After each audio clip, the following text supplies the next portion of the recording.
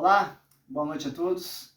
Meu nome é Alex Costa Souza, sou aluno da Unicesumar e eu gostaria agora de apresentar a vocês a nossa atividade MAPA e da matéria Aconselhamento Cristão. Bom, dentre vários problemas que permeiam a nossa sociedade, muitos deles de origem psicológica, destacaremos que nessa abordagem um assunto no qual já sai da esfera secular e tem se evadido as fronteiras das comunidades de fé, as igrejas, tanto de linha doutrinária pentecostal ou mesmo de linha conservadora. Vemos que a violência doméstica acarreta outro problema, o divórcio, e é o assunto que mais tem se requerido nas pautas no meio eclesiológico. Percebemos que nas últimas décadas o divórcio tem se tornado comum em várias igrejas, independente da dominação. Esse assunto cresce a cada dia no nosso meio. As famílias têm sofrido graves ataques de uma cultura secular que banaliza a instituição, incutindo na mente das pessoas que o casamento é uma instituição falida, que precisa de mudar seu conceito como instituição. Percebemos o quão nocivo tem se tornado tais ideias para lares cristãos, que, influenciados pelo mundanismo que os cercam, minam seus relacionamentos. Com o advento da chamada pós-modernidade, vemos que casais de comunidades cristãs têm estado cada dia mais ausentes no seio familiar, devido a uma grande demanda de consumismo e jornadas de trabalho excessiva em busca de um conforto material que tem ocasionado perdas e muitas vezes irreparáveis. Dito isso, nós podemos observar problemas socioculturais históricos no Brasil que têm acarretado tais problemas. Segundo o sociólogo Nicholas Christakis, até no ano 2024, poderemos finalmente ter entrado na era chamada pós-pandêmica. No seu ponto de vista global, milhões de pessoas estão sem emprego e superar todos esses problemas não será algo rápido e nem fácil. Nas palavras do sociólogo, depois da pandemia, poderemos ter um período de grande libertinagem sexual e gastança desenfreada. Bom, o Brasil, antes da pandemia, já era considerado um país libertino, altamente erotizado e boêmio. O Brasil tem um histórico de um país onde existe uma população endividada.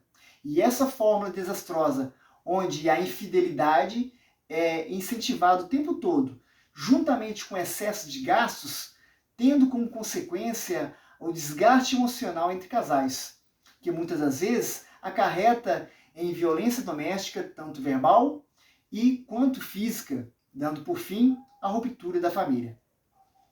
Bom, trazendo a fundamentação bíblico-teológica que responda a tais problemas, nós podemos observar que o que tem ocorrido em todas as esferas da sociedade é fruto da queda do homem. Olharmos na criação, conforme registrado em Gênesis 1:31, viu Deus que tudo que tinha feito, eis que era muito bom. Portanto, com a queda da humanidade, e esse ato registrado em Gênesis capítulo 3, o pecado contaminou tudo que era muito bom, inclusive as relações entre homem e mulher. Mas devido à dureza do coração, que podemos aqui chamar de incapacidade de perdoar, Jesus, ao ser interrogado sobre esse assunto, essa perícope está registrada no Evangelho de Marcos, capítulo 10, de 2 a 12. Jesus deu o seu parecer, porém não a sua aprovação. E aproximando deles alguns fariseus, perguntaram, tentando, é lícito o homem repudiar sua mulher? Mas Jesus, respondendo de maneira taxativa, e disse, pela dureza do vosso coração, Moisés vos deixou escrito esse mandamento. Porém, desde o princípio da criação, Deus fez macho e fêmea. Por isso, deixará o homem seu pai e sua mãe e unir-se-á a sua mulher, e serão os dois uma só carne. Portanto, o que Deus juntou, não separe o homem. Dito isso, aplicando esses conceitos dentro da prática do aconselhamento cristão, e partindo do pressuposto que o homem natural, aquele que ainda não ouviu o Evangelho de Cristo, é impossível perdoar, pois nele habita o coração duro, e se faz necessário o conselheiro cristão aplicar princípios bíblicos para que exista a harmonia entre o homem e mulher. Seguindo tais conselhos que emanam do texto sagrado, é possível a restauração deste casal. Em primeiro lugar, o conselheiro deve ouvir os seus aconselhados para obter a noção do grau do dano causado pelas situações que levaram o casal ao ápice do conflito, resultando no divórcio. Em segundo lugar, cabe ao conselheiro não imprimir seus insights pessoais. Deve este estar pautado no que tange as Sagradas Escrituras e o que diz a respeito do assunto.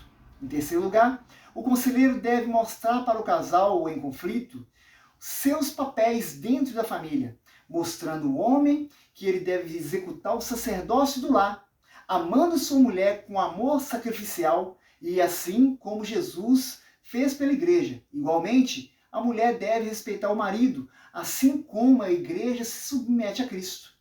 Em quarto lugar, deve haver um confronto, à luz da Bíblia, se tais questões são resultantes de uma falsa conversão. Pois a nova criatura descrita em 2 Coríntios 5,17, pois se alguém está em Cristo, nova criatura é.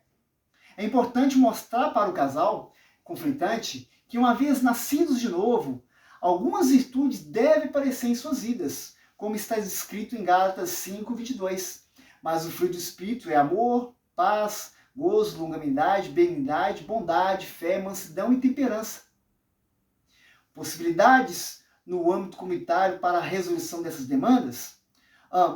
Saindo da esfera eclesiológica para atender a comunidade onde a igreja local atua, o conselheiro cristão pode prestar serviço de capelania, aplicando tais princípios e atuando como conselheiro familiar, envolvendo, portanto, a igreja nesse projeto, buscando a restauração de famílias disfuncionais, onde muitas vezes casos como alcoolismo, falta de emprego e altos índices de criminalidade pode resultar em lares conflituosos, acentuando índices de violência doméstica e, portanto, resultando em divórcio.